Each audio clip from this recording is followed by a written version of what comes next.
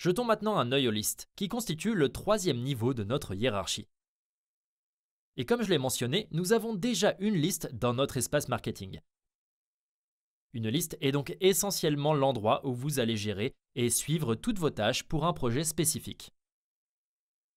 Ainsi par exemple, pour le service marketing, nous pourrions vouloir ajouter une liste pour chaque campagne que nous menons. Donc la première chose que je ferai ici serait simplement de cliquer sur la liste, puis de changer le nom de cette campagne spécifique.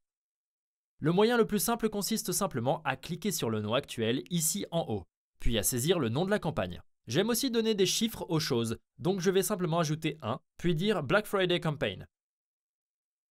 Et maintenant, nous pourrions commencer à ajouter des tâches concernant cette campagne du Black Friday ici dans cette liste.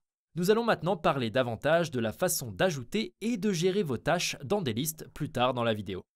Donc pour l'instant, je veux juste ajouter quelques listes supplémentaires à cet espace marketing. Donc pour ajouter une nouvelle liste, je vais aller dans l'espace dans lequel je veux l'ajouter, puis cliquer sur l'icône plus, puis cliquer sur liste. Ensuite, ici, nous pouvons nommer notre liste. Supposons donc que nous ayons également une campagne du Nouvel An. Et que nous cliquons sur créer une liste, puis ajoutons également une troisième icône, liste. Alors disons que nous avons également une campagne de Pâques, créer une liste. Nous avons donc maintenant une liste pour chacune des campagnes sur lesquelles nous travaillons actuellement. Mais disons que nous souhaitons également utiliser une liste pour un autre projet du département marketing. Disons que nous souhaitons également utiliser une liste de tâches pour les articles de blog que nous gérons. Alors ajoutons celui-ci également en cliquant à nouveau sur l'icône plus, liste. Et maintenant, nous allons simplement nommer ces articles de blog et cliquer sur créer une liste. Nous avons donc maintenant des listes pour nos campagnes ainsi que des listes pour les articles de blog.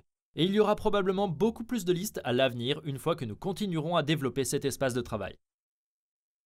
Et vous pouvez voir que cela peut devenir très rapidement désorganisé si nous continuons à ajouter des listes au niveau de l'espace. Et c'est pourquoi nous voulons utiliser des dossiers pour organiser nos listes.